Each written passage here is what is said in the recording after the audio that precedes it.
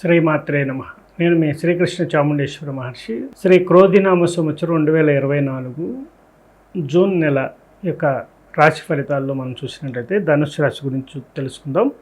ధనుస్సు రాశి అంటే మూల, పూర్వాషాఢ, ఉత్తరాషాఢ, ఒకటో పాదం. ఈ 9 పాదాల్లో జన్మించిన ఈ 3 నక్షత్ర జాతకులే మనకి ధనుస్సు రాశి కిందకు వస్తారు.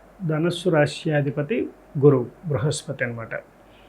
అయితే ధనుస్సు రాశిలో ఉన్న ప్రత్యేకత ముక్కుసూటిగా వ్యవహరించటం, తను ఏదైతే అనుకున్నారో దాని మీద కట్టుబడి ఉండటం, మాట మీద కట్టుబడి ఉండటం, అలాగే తండ్రి వాక్కు అంటే కుటుంబానికి విలువ ఇవ్వటం, కుటుంబ విలువలకి విలువ ఇవ్వటం అనేది జరుగుతుంది.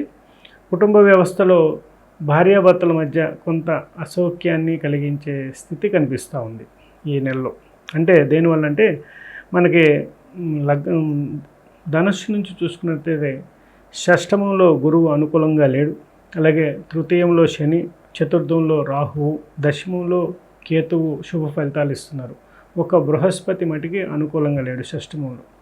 సో దీనివల్ల అలాగే వివాహ వ్యవస్థలో ఏదైనా అనుకూలతలు లేకపోతే, ప్రతికూలతలు కానీ ఉన్నట్లయితే అవి చిలికి గాలివాన అయ్యే అవకాశాలు ఉంటాయి. మాట పట్టింపులు రావటం, చిన్న విషయాలే పెద్ద పెద్దగా కోపతాపాలతో వెళ్ళిపోవటం, ఇలాంటివి ఉంటాయి. అలాగే వృత్తి ఉద్యోగస్తులకి, వృత్తి వ్యాపారంలోనూ ఉద్యోగస్తులకి ఎక్కువ విశ్రాంతి లేకపోవటం, ఎక్కువ శ్రమ అనేది ఎక్కువ కలగటం, దూర ప్రయాణాలు చేయాల్సి రావటం. అలాగే వీరికి సంబంధించిన దాంట్లో చూసినట్టయితే సోదరులతోనూ ఆస్తి వ్యవహారాల్లో ఒప్పందాలు చేసుకోవటంలో కొంత వివాదాస్పదం అనేది ఉండటం అనేది జరిగే అవకాశం ఉంది. ఓవరాల్గా ధనుసు రాశి వారికి ఈ నెలలో అన్నీ కూడా కొన్ని సెటిల్మెంట్స్ జరిగే అవకాశం ఎక్కువ ఉంటుందన్నమాట.